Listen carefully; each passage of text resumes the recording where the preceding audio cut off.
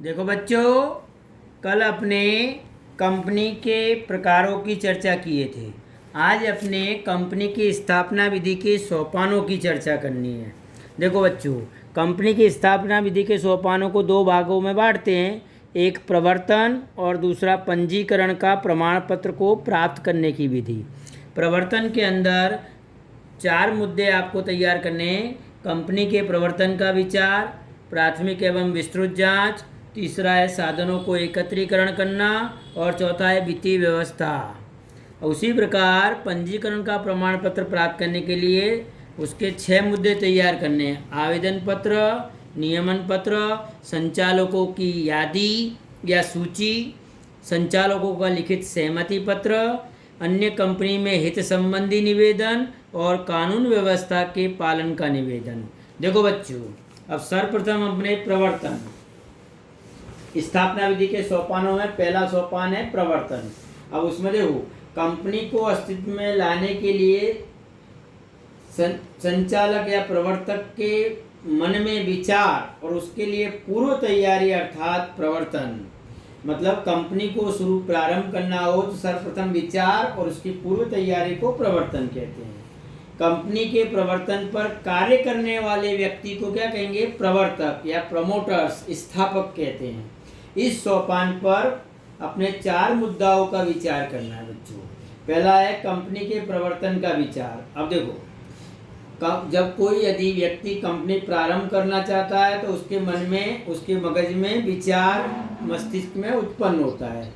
किसी को संशोधन को अमल में लाने के लिए, कोई भी रिसर्च करनी हो, संशोधन करना हो तो उसको अमल में लाने के लिए, नवीन वस्तु बाजार में उपलब्ध कराने के लिए कंपनी की स्थापना के विषय में विचार करता है।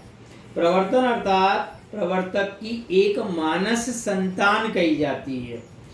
Promotion is the brain child of the promoter, बच्चे, अर्थात कि सर्वप्रथम प्रवर्तन के विषय में विचार, ये पहला मुद्दा है।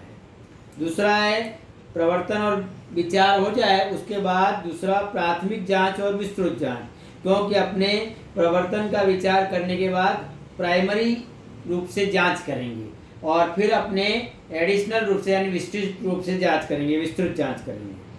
कंपनी की देखो, मतलब कंपनी की स्थापना प्रवर्तक के मन में विचार आए, ऐसे समय पर उसका अमलीकरण की दिशा को बनाने के लिए व्यावहारिक रूप से जांच करनी पड़ती है। और धंधा के लिए सर्वप्रथम स्थान की पसंदगी का प्रश्न होता है। लाभदायकता की जांच की जाती है, भाई लाभ होगा या नहीं, उसकी पूरी जांच की जाती है। प्राथमिक जांच जैसे ही अपने समाप्त हो तो अपने विस्तृत जांच की आवश्यकता होती है। विस्तृत जांच में पूंजी, कच्चा माल, मांग, साधन, सामग्री, वाहन व्यवहार, गोदाम, बाजार इत्यादि के विषय में पूरी जानकारी प्राप्त की जाती है। उसको कहते हैं विस्तृत जांच बच्चों। तीसरा मुद्दा है साधनों को एकत्रीकरण करना। अब देखो, प्रवर्तक के मन में विचार आता हो तो प्रवर्तन का विचार, उसके बाद प्राथमिक जांच, उसके बाद विस्तृत जांच और फिर बाद में प्रवर्तक अपने साधनों का एकत्रीकरण करेगा, मतलब साधनों को इकट्ठा करेगा। और साधनों को इकट्ठा करने के लिए, उसे पूर्ण करने के लिए प्रवर्तक को सर्वप्रथम जमीन यानी भूमि, उसके बाद रॉ मटेरियल, कच्चा माल, यंत्र, बिजली, पानी इत्यादि के विषय में जांच करने के लिए करार करने पड़ते हैं। और ये अपना तीसरा मुद्दा है। और चौथा है वित्तीय व्यवस्था। देखो, सबसे बड़ा प्रश्न वित्तीय व्यवस्था, नाणाकीय व्यवस्था, फाइनेंशियल प्रॉब्लम।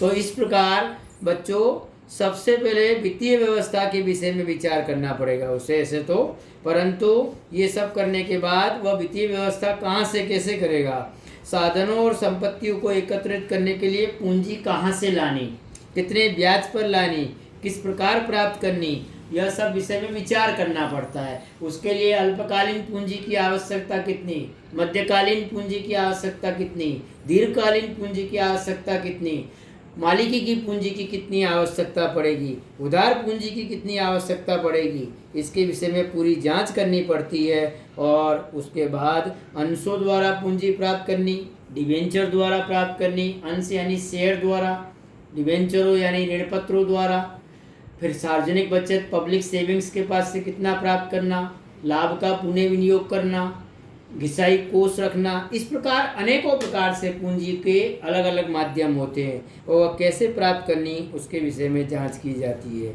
ये 4 मुद्दा प्रवर्तन के बच्चों। अब अपने चलते हैं पंजीकरण का प्रमाण पत्र को प्राप्त करने की विधि। देखो बच्चों, कंपनी जब प्रारंभ करनी हो ऐसे समय पर 2 प्रकार के प्रमाण पत्र प्राप्त करना होता है। एक तो रजिस्ट्रेशन का प्रमाण पत्र और एक व्यवसाय को प्रारंभ करने का प्रमाण पत्र। अब यहाँ आपके कोर्स में व्यवसाय को प्रारंभ करने का प्रमाण पत्र नहीं है, इसलिए उसके विषय में मैं चर्चा नहीं करता। सिर्फ आपको रजिस्ट्रेशन का प्रमाण पत्र, रजिस्ट्रेशन यानी पंजीयन का प्रमाण पत्र प्राप्त करना है। तो कंपनी को अस्तित्व में लाने के लिए कंपनी रजिस्ट्रार या जिला रजिस्ट्रार या आयकर मंत्रालय के पास से इस प्रकार का प्रमाण पत्र प्राप्त करना पड़ता है। यह प्रमाण पत्र को प्राप्त करने के लिए निम्नलिखित दस्तावेजों को तैयार करके रजिस्ट्रेशन अधिकारी को भेजने पड़ते हैं। और रजिस्ट्रेशन अधिकारी यदि योग्य लगे तो आपको सब दस्तावेजों की जांच करके प्रमाण पत्र देगा। इसलिए उसके 6 मुद्दाओं के विषय में अपने विचार करेंगे। उसमें पहला है आवेदन पत्र।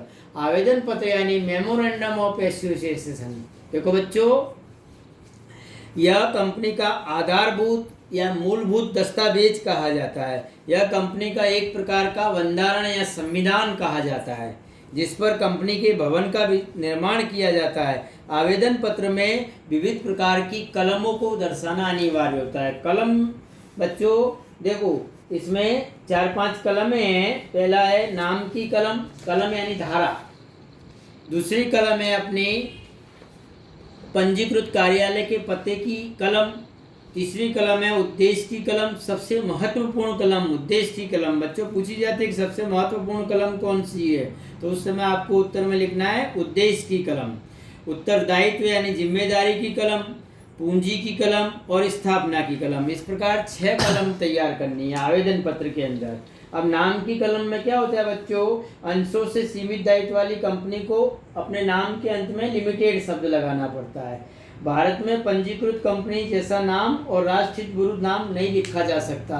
अब आप लोग चाहो कि नरेंद्र मोदी के नाम पे अपने कंपनी प्रारंभ करें तो नहीं कर सकते, या गुजरात सरकार के नाम पे नहीं कर सकते। इसलिए ऐसा कोई नाम नहीं रखना है जिससे अपने राष्ट्र के हित का नाम हो या राष्ट्र के लिए नाम हो, ऐसा कुछ भी नहीं रखना है। इसलिए वह नाम की कलम में दर्शाया जाता है।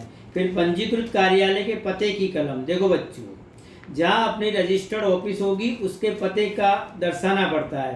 कंपनी रजिस्ट्रार या आम प्रजा कंपनी के साथ पत्र व्यवहार कर सके। कोई भी दस्तावेज या पत्र व्यवहार हो, न्यायालय का अधिकार क्षेत्र निश्चित किया जा सके, इसके लिए रजिस्टर्ड ऑफिस की कलम जरूरी है बच्चों। तीसरी कलम है उद्देश्य की कलम। अभी मैंने बताया आपको 6 कलमों में सबसे महत्वपूर्ण कलम उद्देश्य यानी ध्येय। ध्येय यानी अपना पर्पज। तो कंपनी का क्या पर्पज है उसकी कलम को दर्शाना आवश्यक होता है। आवेदन पत्र की यह सबसे महत्वपूर्ण कलम मानी जाती है। इस कलम में कंपनी का उद्देश्य क्या है, कंपनी कौन सा धंधा प्रारंभ करेगी जिसके लिए कंपनी की स्थापना की गई है, और इसके अतिरिक्त अन्य उद्देश्य के लिए भी कंपनी कार्य नहीं कर सकती। आप कपड़े का व्यवसाय शुरू करो और तो कपड़े का व्यवसाय ही अंत तक करना होता है, न कि उसमें कोई ब्रांडी का व्यवसाय अपने चालू करे। अगर यह व्यवसाय आप प्रारंभ करते हो तो सत्ता बाहर का काम